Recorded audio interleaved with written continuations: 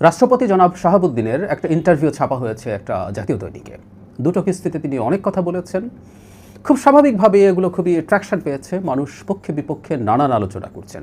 কিন্তু একটা বিষয় আমি একটু ব্যাখ্যা করা প্রয়োজন বলে মনে করি, এর মধ্যে অনেকেই এই কথাগুলো বলেছেন।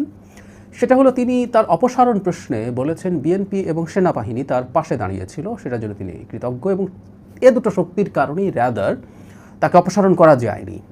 মানে এটা জানার পর থেকে অনেকে গেল রব তুলছেন যে বিএনপি এই রাষ্ট্রপতির পাশে দাঁড়িয়েছিল, যে রাষ্ট্রপতি শেখ হাসিনার নিযুক্ত এবং তার দোসর ইত্যাদি ইত্যাদি। আমি খুব অবাক হই যে এটাকে আদৌ কোনো নতুন তথ্য আমরা কেন এত দ্রুত ভুলে যাই সব কিছু, সেই জিনিসটা একটু ধরিয়ে দিতে চাই, কারণ এই ইস্যুতে আমরা প্রচুর কথাবার্তা বলেছিলাম সে সময়।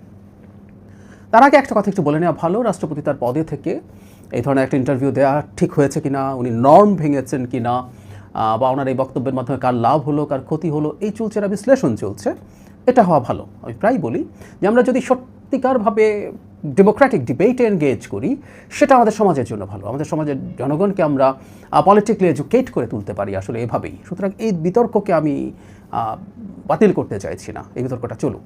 কিন্তু যে কথাটা বলছি, আমরা যখন কোনো একটা আলোচনার সামনে কোনো একটা ন্যারেটিভ তৈরির চেষ্টা করব, অ্যাটলিস্ট তার মধ্যে কিছু সততা থাকা দরকার আছে। আমরা সত্য তথ্য দিয়েই কারো না কারো বিরুদ্ধে ন্যারেটিভ তৈরি করতে পারি, কিন্তু আমরা সাম্প্রতিক সময়ে দেখছি মিথ্যার উপরে ভিত্তি করে ন্যারেটিভ তৈরির চেষ্টা হচ্ছে। যেমন বিএনপি রাষ্ট্রপতির পাশে দাঁড়িয়েছে হঠাৎ করে জনাব শাহাবুদ্দিনের ইন্টারভিউর পর জানা গেল। আমি 28 অক্টোবর 2024 একটা নিউজ প্রথম আলো থেকে খানিকটা পড়ি। হেডলাইন হচ্ছে রাষ্ট্রপতির অপসারণ দাবি, সাংবিধানিক সংকট চায় না বিএনপি সহ বিভিন্ন দল। ওই সময়টা যেটা ঘটছিল আপনাদের স্মরণ করিয়ে দেই, সেটা জাতীয় নাগরিক কমিটি ছিল, তখন নাগরিক পার্টি বা এনসিপি তৈরি হয়নি, রাদার এনআরআই পরে এনসিপি তৈরি করেছেন, আমরা সবাই জানি।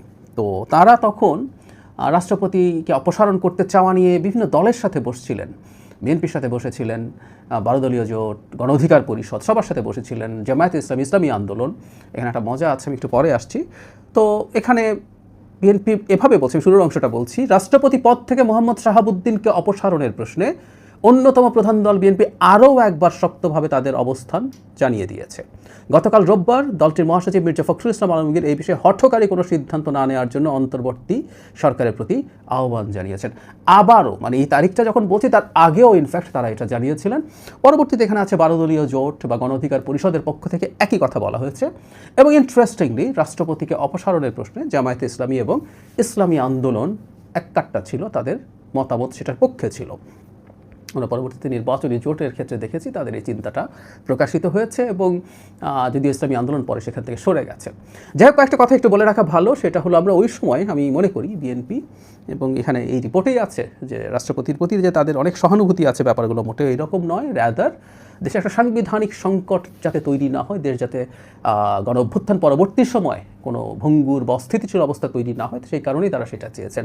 সে সময় আমি নিজেও এই ব্যাপারে খুবই স্ট্রং অবস্থান নিয়েছিলাম প্রেসিডেন্টের পক্ষে, এবং বলার চেষ্টা করেছি যে উনি তো আসলে এটা অযৌক্তিক না, শেখ হাসিনার নিযুক্ত এবং তার বেশ অনুগত মানুষ তিনি, রাষ্ট্রপতি এ ধরনের মানুষকে তিনি নিয়োগ করেছেন, সেই আলাপগুলো আমরা তখন করেছি।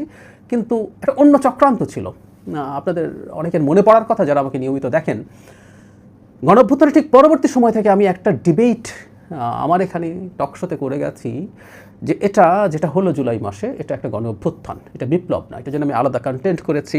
একজন খুবই প্রমিনেন্ট পাবলিক ইন্টেলেকচুয়াল এটাকে বিপ্লব বলে ডিফাইন করতে চাইছেন, এবং সেটার কারণে বিপ্লবী সরকার তৈরি করতে চাইছিলেন। এটার পেছনে একটা সুনির্দিষ্ট সুস্পষ্ট চক্রান্ত ছিল বলে আমি বিশ্বাস করেছি, এখনও করি। সে কারণে এটার প্রতিবাদ করেছিলাম। বিপ্লবী সরকার বা এই ধরনের কোনো চেষ্টা হতে গেলে বাংলাদেশ অত্যন্ত আনস্টেবল হয়ে উঠবে, সে কারণে বলেছিল এটা আসলে আদতে একটা গণঅভ্যুত্থান। এই রাষ্ট্রপতি যখন এটা প্রাথমিকভাবে ব্যর্থ হলো, তখন এই রাষ্ট্রপতি অপসারণ করো, সেনাপ্রধানের বিরুদ্ধে কথাবার্তা বলা হয়েছে, এগুলো করে ইভেন সেকেন্ড রিপাবলিক, আমাদের নিশ্চয়ই মনে আছে, এর কিছুদিন পর 31 ডিসেম্বর ঘোষণা করা হয়েছিল নতুন সংবিধান এবং সেকেন্ড রিপাবলিক ঘোষণা করা হবে ইত্যাদি ইত্যাদি। এই প্রত্যেকটা এটার পার্ট ছিল। এগুলো করার মাধ্যমে এই দেশকে অস্থিতিশীল করে তোলা, এবং অলমোস্ট আনলিমিটেড টাইমের জন্য একটা সরকার, সকল বিপ্লবী সরকার করে এই দেশের ক্ষমতাকে কুক্ষিগত করে রাখা হবে। তাতে দেশ বা জনগণের ভাগ্য শিখায় উঠলো, তাতে কারো কিছু আসে যায় না। সেই পরিকল্পনার বিরুদ্ধে দাঁড়িয়েছিল, এবং এই দাঁড়ানোতে খুবই বিখ্যাত একজন ইনফ্লুয়েন্সার এই যা ঘটলো জুলাইতে সেটাকে বিপ্লব হতে না দেওয়ার জন্য আমাকে একাধিকবার ব্লেম করেছেন।